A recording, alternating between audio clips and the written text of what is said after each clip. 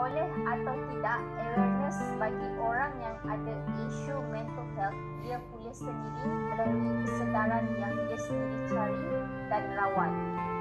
Okey, boleh ya? Boleh.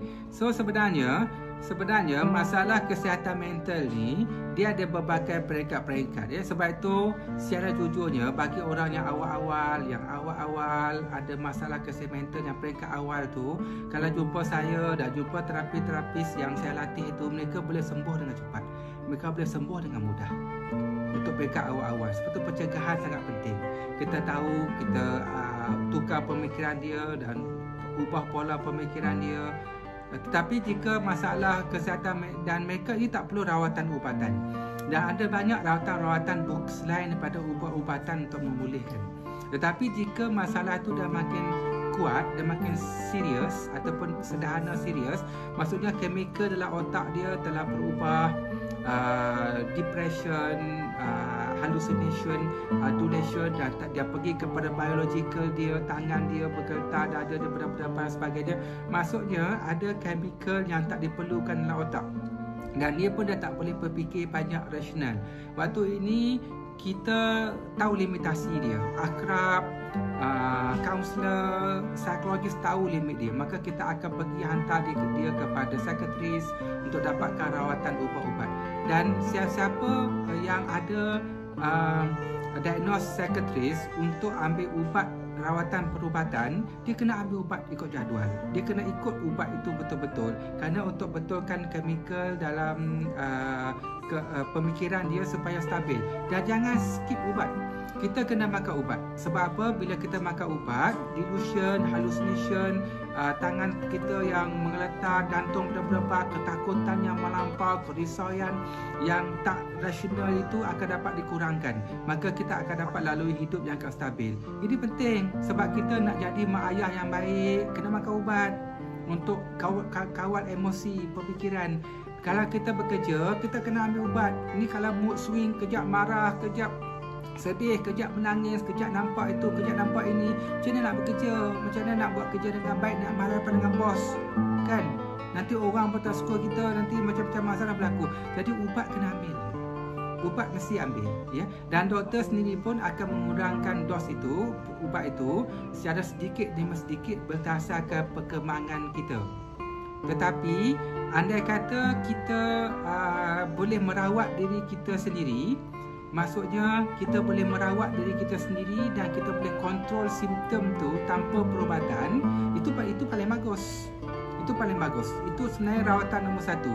Saya ada satu pesakit yang ada masalah anxiety dan dia jumpa dengan doktor psikiatris, dan doktor psikiatris bagi dia ubat untuk anxiety. And then dia jumpa dengan saya, dia makan ubat anxiety tu dalam masa 1 minggu. Lepas tu kepala dia pening dan sebagainya, proses untuk penyelesaian diri. Dan dia kata, biasa saya tak nak makan ubat, dia kata. Saya kata, kalau awak tak tahan, awak kena makan.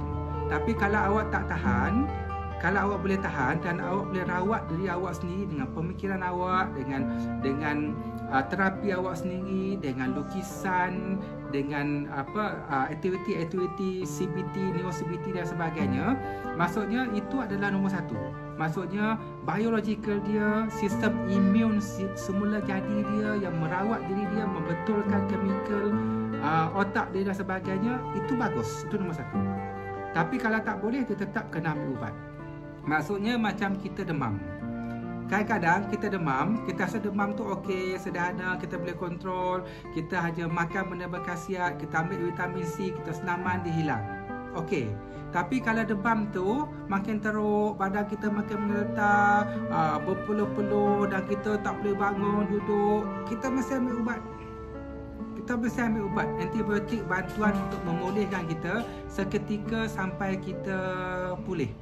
Jadi maksudnya adalah siapa yang didiagnoskan untuk ambil ubat dan perlu ambil ubat untuk jadi mak ayah yang baik, untuk masak, untuk kontrol anak-anak supaya tak marah orang, supaya tak cederakan orang lain, supaya delusion tak ada, dia kena ambil ubat.